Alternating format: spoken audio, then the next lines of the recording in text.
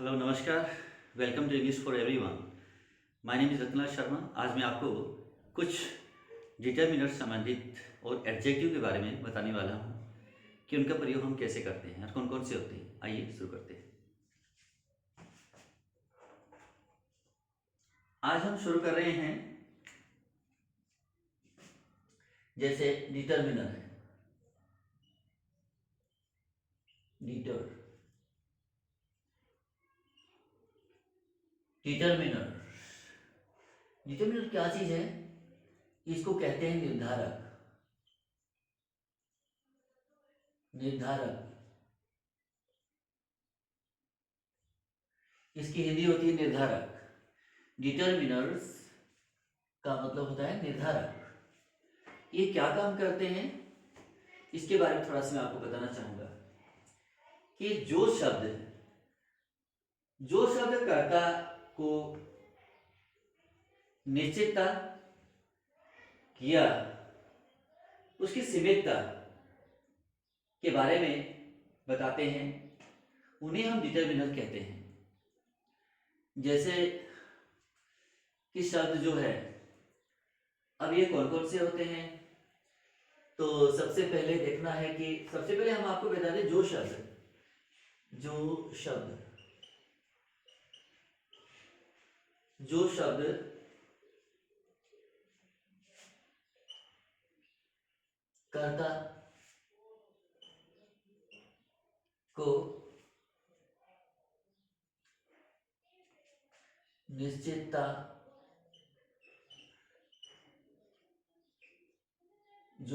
कर्ता को निश्चितता और सीमितता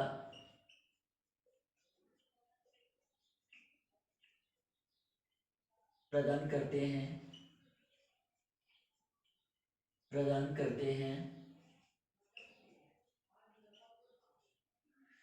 जो शब्द कर्ता को निश्चितता और सीमितता प्रदान करते हैं, उसकी पहचान बतलाते हैं, मान लीजिए, तो उसे हम क्या कहेंगे? डिटर्मिनर। तो उसे डिटर्मिनर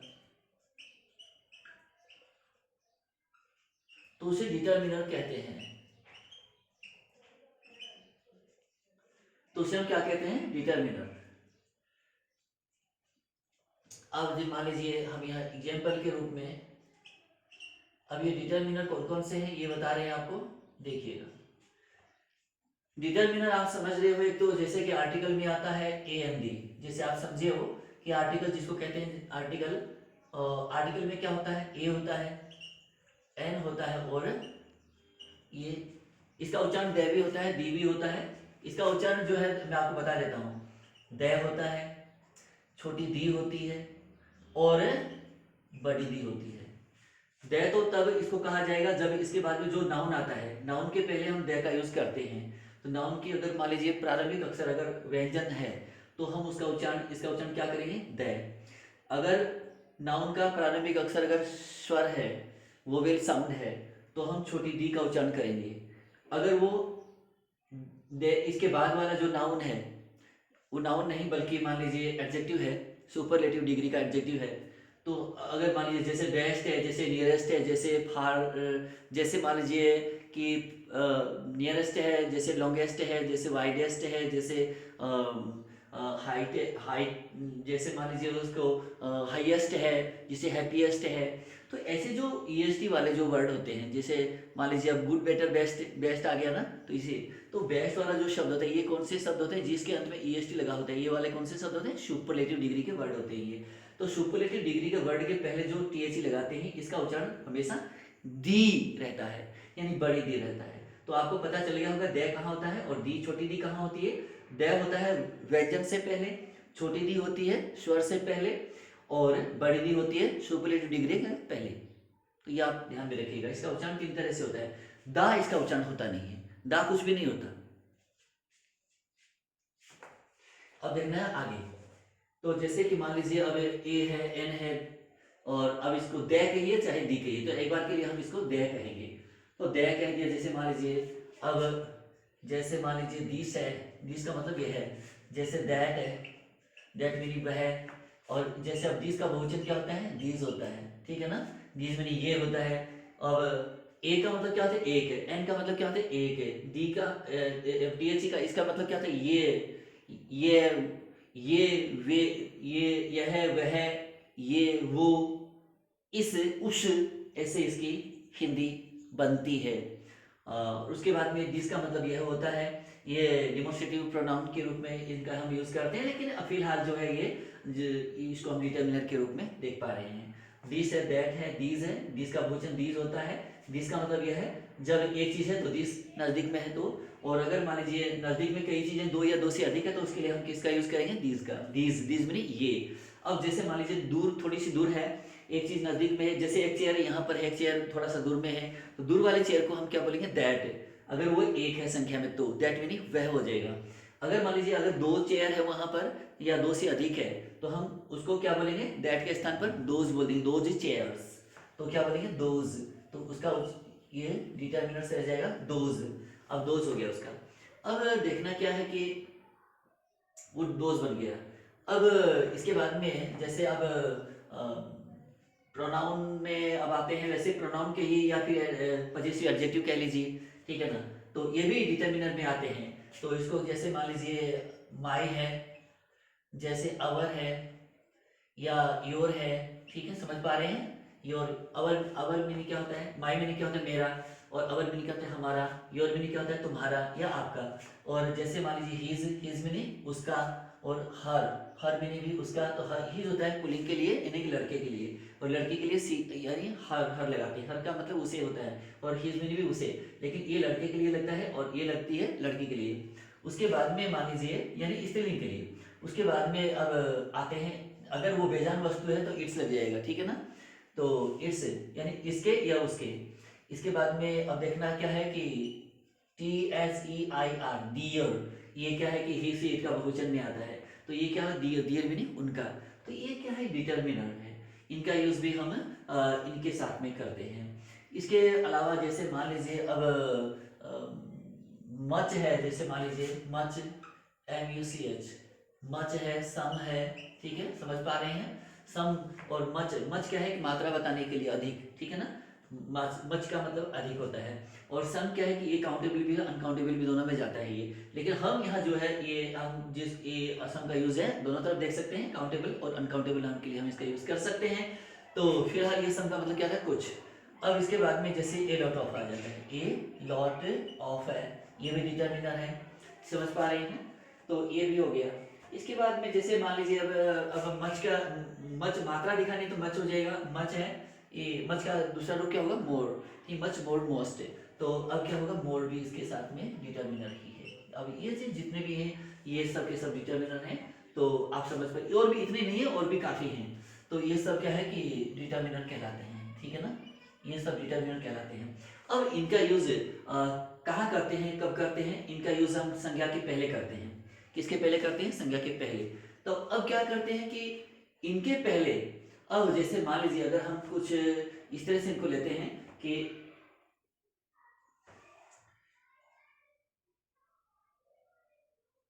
अब थोड़ा सा हम एडजेक्टिव के बारे में थोड़ा सा ले लेते हैं, एडजेक्टिव के साथ में इनका प्रयोग करेंगे।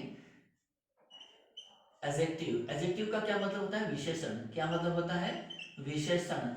विशेषण क्या करेगा, नाउन की विशेषता बताएगा या प्रोनाउन की विशेषता बताएगा, ठीक है ना, तो ये विशेषण कहलाता है। तो विशेषण जो शब्द होता है ये किसी नाउन की विशेषता बतलाएगा। विशेषण शब्द यह नाउन या प्रोनाउन की विशेषता बताता है, कि विशेषता क्या बताएगा, ये विशेषता बताता है, विशेषता बताता है, ये प्रोनाउन की विशेषता बताता है। इसका यूज कहाँ होता है, अब सबसे पहले क्या होगा कि हम डिटर्मिनर करेंगे। सबसे पहले मैं आपको बता देता हूँ कि सबसे पहले हम डिटर्मिनर का यूज करेंगे, डिटर्मिनर, ठीक है ना, थोड़ा सा मैं आपको यहाँ बता देता हूँ, डिटर्मिनर, डिटर्मिनर के बाद में क्या क्या होगा, डिटर्मिनर के बाद में एडजेक्टिव लगाते हैं, क्या लगाते हैं, एडजेक्टिव, तो ये एडजेक्टिव आ जाता है, ठीक है ना। अब इसके बाद में क्या होगा, प्लस में नाउन आ जाएगा। अब इनका जो तरीका जो होता है ये होता है। अब अकेला तो डिटरमिनेंट कभी आता नहीं है, ठीक है, अकेला इनका यूज नहीं होता। अब उसके बाद में अकेला एडजेक्टिव का यूज हम कर लेते हैं, किसी आता था वो आएगा किसके लिए, नाउन के लिए आएगा, ये बात तो है। लेकिन जब नाउन नहीं है तो इन चीजों का कुछ नहीं बनता। ये चीजें तभी सार्थक है, तभी यूजफुल है जब इनके बाद में नाउन, इनके आसपास में नाउन होना चाहिए। अब कहने का मतलब ये, अब नाउन जो है, अब नाउन दो काम करता है, या तो वो सब्जेक्ट बनता है या फिर ऑब्जेक्ट बनता है वाक्य का। या तो वो सब्जेक्ट बनेगा या ऑब्जेक्ट बनेगा। सब्जेक्ट अगर मान लीजिए नाउन बन रहा है, नाउन के बाद में जितना भी वाक्य आया है शेष, नाउन को छोड़कर के जितने भी वाक्य में जो भी शब्द है जो नाउन के बारे में बात कर रहे हैं, सब्जेक्ट के बारे में बात कर रहे हैं, वो हमेशा प्रीडिकेट कहलाते हैं। क्या कहलाते हैं, प्रीडिकेट। अब देखना ये है प्रीडिकेट का मतलब क्या होता है, विधेय। अब इसके हिंदी में ज़्यादा इंटरेस्ट नहीं है, हिंदी से कुछ भी समझ में नहीं आएगा आपको, बस इसको प्रीडिकेट ही कहिए और इसी नाम से इसको जानिएगा। तो सब्जेक्ट के बारे में जो भी शब्द आए हैं बाद में, वो जितने भी उस सब्जेक्ट के बारे में कुछ कह रहे हैं, सब्जेक्ट के बारे में वो बता रहे हैं, तो सब्जेक्ट के बारे में जो शब्द बताएंगे वो सारे के सारे क्या कहलाएंगे, प्रीडिकेट। अब देखना है कि अब सब्जेक्ट अकेला आ भी जाता, अकेला सब्जेक्ट नाउन भी आ जाता है, नाउन के साथ में कई शब्द आ जाते हैं जो क्वालिफाइड्स कहलाते हैं, ठीक है ना। तो इस तरह से अब देखना है कि अब शब्द में, अब नाउन के साथ में क्या क्या आ सकते हैं। डिटरमिनर आ सकता है, पहले डिटरमिनर आएगा और उसके बाद में नाउन आ जाएगा। ये भी होता है, जैसे ए मैन, ए गर्ल, जैसे मान लीजिए, ठीक है ना। तो इस तरह से अगर मान लीजिए हम उसमें बताना ये चाहे, एडजेक्टिव बताना चाहे, नाउन की विशेषता भी बताना चाहते हैं साथ में, तो हम क्या करेंगे, डिटरमिनर प्लस में एडजेक्टिव, एडजेक्टिव का मतलब विशेषण, ठीक है ना। तो अब ये विशेषण लगाएंगे, विशेषण क्या करेगा, नाउन की विशेषता बताएगा, नाउन या प्रोनाउन की विशेषता बताएगा, वो कैसा है ये बताएगा वो, ठीक है ना। तो उसके बारे में, तो इनका जो वाक्य में इस प्रकार से इनका जो क्रम रहता है, सीक्वेंस जो है वो इस प्रकार का रहेगा, पहले डिटरमिनर आएगा, उसके बाद एडजेक्टिव आएगा, उसके बाद नाउन आएगा, उसके बाद में शेष वाक्य आ जाएगा। तो ये जो है इतना, इतने को हम सब्जेक्ट के स्थान पर भी रख सकते हैं, इतने को हम ऑब्जेक्ट के स्थान पर भी रख सकते हैं। ये किसी वाक्य का सब्जेक्ट भी बन सकता है, ये किसी वाक्य का ऑब्जेक्ट भी बन सकता है। तो कैसे बनते हैं, आइए आगे बताते हैं। अब देखना है कि इनका यूज हम किस तरह से कर सकते हैं, देखना है इसको विस्तार से।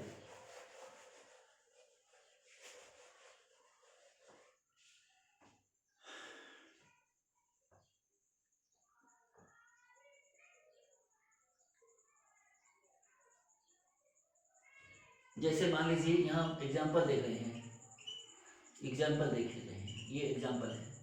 अगर मैं यहाँ लिखता हूँ कि she is an intelligent, she is an intelligent girl, ये लिखा हमने, तो वह एक इंटेलिजेंट लड़की है, ठीक है ना, इंटेलिजेंट लड़की है। तो ये हुआ। अब देखना है कि अब सी इज, वह है, ठीक है ना। अब ये इतना जो है ये क्या है, प्रीडिकेट है, क्या क्या है ये इतना, ये सब्जेक्ट है, इस वाक्य का सब्जेक्ट सी है। अब ये सब्जेक्ट है, सब्जेक्ट में क्या है, या तो नाउन होता है या प्रोनाउन होता है, अभी बताया। अब सब्जेक्ट के बारे में कहा जा रहा है कि वो इज एन इंटेलिजेंट गर्ल है वो, ठीक है ना, सी क्या एक लड़की है।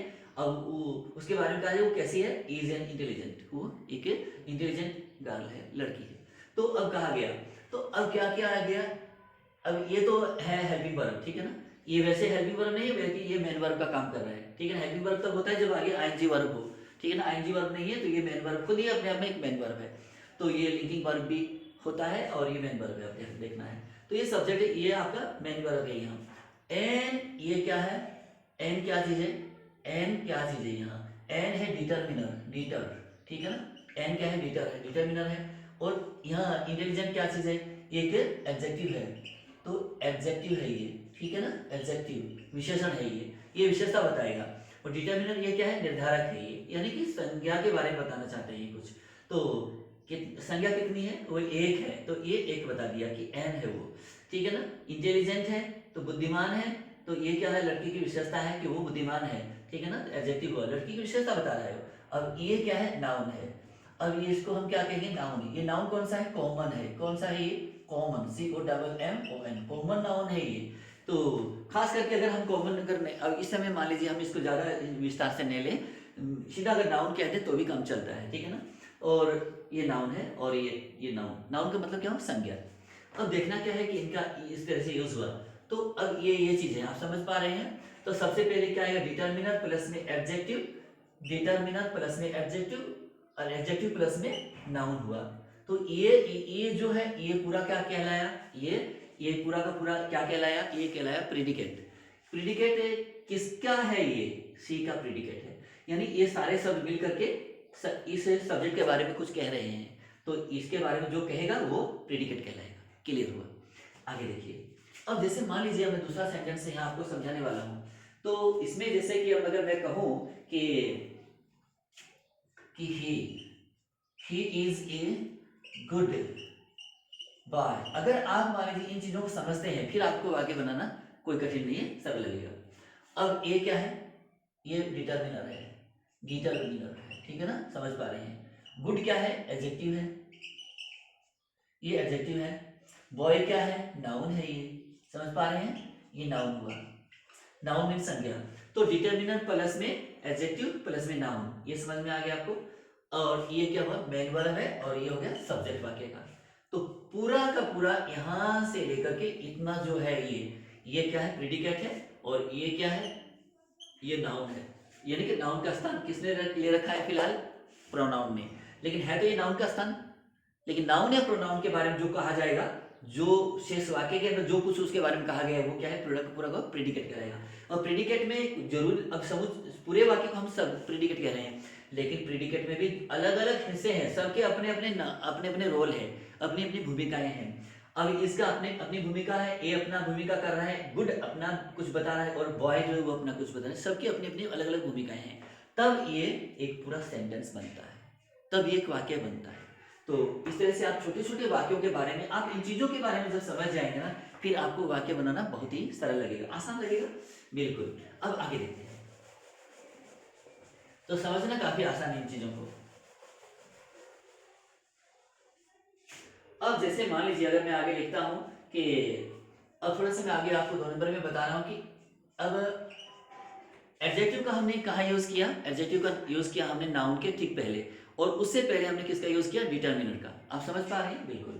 अब देखना है कि एडजेक्टिव, JECTIVE, एडजेक्टिव तो विशेषण को कहते हैं। अब बात आ रही है फ्रेज की, एडजेक्टिव फ्रेज। एडजेक्टिव फ्रेज का मतलब क्या है, वाक्यांश, ठीक है ना। विशेषण, ये तो है विशेषण, और ये हुआ वाक्यांश, ठीक है, यानी वाक्य खंड फ्रेज कहलाता है, ठीक है ना। यानी कि वो एक अपने आप में एक अधूरा होता है, वो पूरा नहीं होता कभी।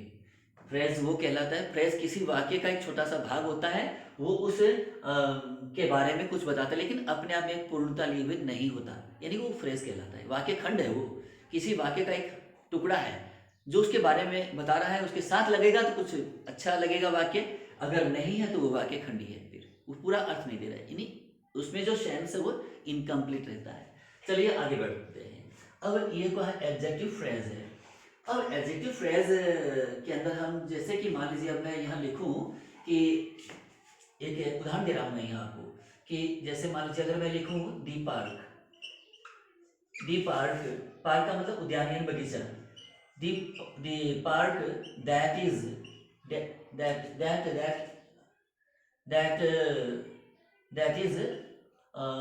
That is so beautiful, that is so beautiful, यानी पार्क जो है खूब सुंदर है। The park that is so beautiful, park जो बहुत ही सुंदर है, ठीक है ना।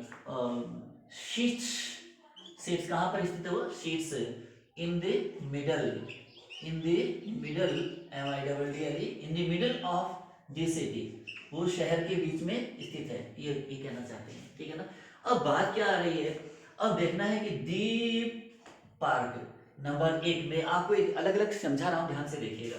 अब दी पार्क, इसमें क्या लिखा है, दी पार्क, ये क्या चीज है, एक नाउन है, ये क्या है, एक नाउन है, ठीक है ना, समझ पा रहे हैं, नाउन है। अब इसके बारे में क्या कहा गया है, ये कहा गया है कि दैट इज सो ब्यूटीफुल। अब 2 नंबर में देखना है कि that is so beautiful, that is so beautiful, BEAUTIFUL, that is so beautiful. जो खूबसूरत है, ठीक है ना। अब देखना है ये, और तीसरा क्या आया है, तीसरा आया है sheets in the middle of the city. तो ये जो है ये आपका प्रेडिकेट है आपका। तो देखना है दी पार्क। अब पार्क के बारे में क्या कहा गया है, नाउन के बारे में, ये तो नाउन है, नाउन के बारे में क्या कहा गया कि दैट इज सो ब्यूटीफुल, जो खूब सुंदर है। खूब सुंदर क्या है, पार्क है। तो पार्क के बारे में कहा गया है कि वह बहुत ही सुंदर है। तो कहना, देखने का मतलब ये है कि पार्क की विशेषता बताई गई है कि जो कि खूब सुंदर है, बहुत ही सुंदर है। तो मैं ये सिद्ध करना चाहता हूं कि एडजेक्टिव जो होता है, विशेषण जो होता है, नाउन के पहले भी आ जाता है और नाउन के बाद भी आता है। तो नाउन के पहले, जैसे मान लीजिए एक शब्द के रूप में भी आ सकता है, एक फ्रेज के रूप में भी आ सकता है। अगर मान लीजिए पहले भी आ सकता है नाउन के, तो नाउन के बाद भी आ सकता है फ्रेज के रूप में। जैसे इसमें अब मैंने लिखा है कि जैसे the park that is so beautiful. अब पार्क जो है वो कैसा है, दी पार्क। अब इसमें जो है ये पार्क है, ठीक है ना, ये पार्क है। तो इसमें क्या होगा कि दैट इज सो ब्यूटीफुल, जो कि खूब सुंदर है। पार्क के बारे में कहा गया दैट इज सो ब्यूटीफुल। तो दैट इज सो ब्यूटीफुल ये क्या चीज है, ये एडजेक्टिव फ्रेज। ये क्या चीज है, ये जो है, ये मैं आपको दिखा रहा हूं, ये वाला है, ये चीज है, वो एडजेक्टिव फ्रेज है ये। इसको कहते हैं एडजेक्टिव फ्रेज। यानी दैट इज सो ब्यूटीफुल, इतना अगर कहा जाए तो कि जो बहुत ही सुंदर है, वह बहुत सुंदर है। अब क्या चीज सुंदर है, इसमें बात कुछ बनी नहीं, इसमें सेंस इज इनकम्प्लीट। इसमें जो है वो पूरा अर्थ नहीं है। पूरा अर्थ लेने के लिए हम इसको ये जो नाउन पहले लगाना पड़ेगा। नाउन की विशेषता है कि वह बहुत ही सुंदर है। क्या, पार्क, पार्क बहुत सुंदर है। अब कहां पर स्थित है, seats in the middle of the city, जो शहर के बीच में स्थित है। ये हुआ। अब ये तो हो गया, कंप्लीट हुआ ये। तो अब इसमें ये हुआ, मैं ये सिद्ध करना चाहता हूं कि फ्रेज, एडजेक्टिव फ्रेज किसको कहते हैं, जो नाउन के बारे में बतलाएगा। वो नाउन के बारे में कुछ जो जानकारी दी जाती है वो एडजेक्टिव फ्रेज कहलाता है। उसके बारे में कुछ भी कहा जाता है तो वो एडजेक्टिव फ्रेज कहलाता है, ठीक है। और बाकी जो यहाँ से एडजेक्टिव फ्रेज के बाद में sheets in the middle of the city, ये क्या है, ये एक प्रेडिकेट जो जो सब्जेक्ट के बारे में ही कह रहा है कि वो कहां पर स्थित है। अब देखना है आगे। अब जो अगला है, जैसे अगर मैं लिखूं यहां कि, जैसे अब लिखता हूं कि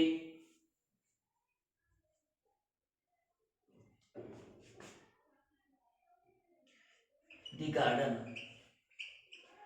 गार्डन में क्या होता है, बगीचा।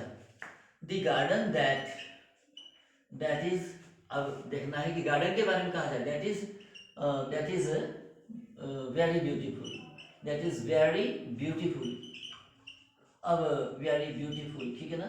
अब ब्यूटीफुल तो है, लेकिन क्या लगा दिया हमने, वेरी, वेरी मीन बहुत, बहुत सुंदर है वो, ठीक है ना, बहुत खूबसूरत। तो the garden that is very beautiful, that is so beautiful, या दैट इज वेरी ब्यूटीफुल, ये आप लगा सकते हैं। तो अब उसके बाद में बगीचा जो बहुत ही सुंदर है, ठीक है ना, ये कहा गया है। अब शीट्स स्थित है वो, sheets at the top, at the top of the हिल, जो पहाड़ी के ऊपर वो स्थित है। बगीचा कहाँ पर बना हुआ है, पहाड़ी के ऊपर बना हुआ है। तो ये तो है आपका प्रीडिकेट, ठीक है ना, ऊपर बना हुआ है।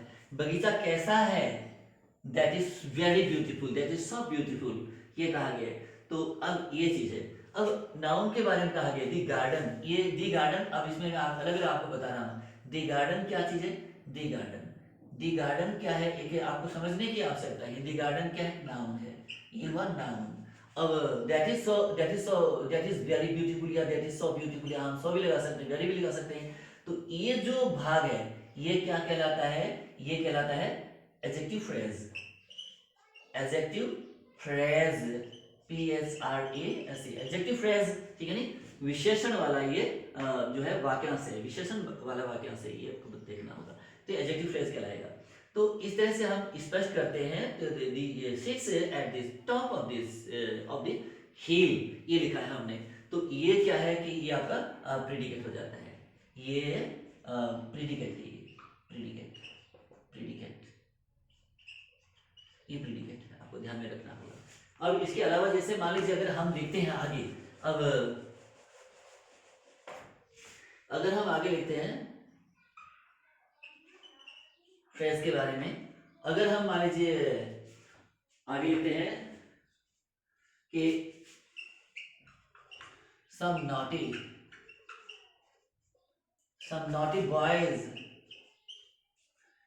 naughty boys, कुछ शरारती लड़के। नॉटी में क्या होता है? शरारती। अगर मैं यहाँ लिखूं विथ योर फ्रेंड्स,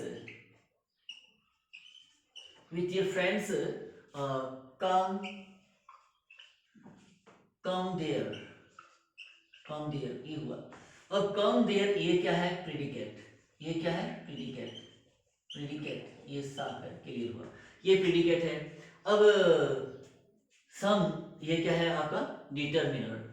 नॉटी ये क्या है? लड़के की विशेषता, ये एडजेक्टिव है। अब नॉटी ये क्या है? एडजेक्टिव, ये एडजेक्टिव है। सम क्या है? ये डिटरमिनर है, ये डिटरमिनर है। और विथ डियर फ्रेंड्स ये क्या है? कि एडजेक्टिव फ्रेज है। ये आपको देखना होगा कि एडजेक्टिव फ्रेज है। ये फ्रेज जो संज्ञा के बारे में बताता है कि कुछ शरारती लड़के हैं विथ डियर फ्रेंड्स, जो अपने मित्रों को लेकर कम देर वहां आते हैं। कुछ शरारती लड़के हैं अब जो अपने मित्रों को साथ लेकर वहां आते हैं। Some naughty boys with dear friends come there, वहां आते हैं शरारती लड़के। तो अब समझ पा रहे हैं कि सम क्या है? डिटरमिनर है। नॉटी क्या है? नॉटी क्या है? एडजेक्टिव है, केवल एडजेक्टिव है ये। अब बॉयज क्या है? ये नाउन है। ये क्या है? नाउन। ये आपको ध्यान में रखना होगा, ये नाउन प्लूरल है। ये भी ध्यान रखना, नाउन प्लूरल है, प्लूरल नाउन। तो प्लूरल नाउन, ठीक है, समझ पा रही? बहुवचन संज्ञा है ये।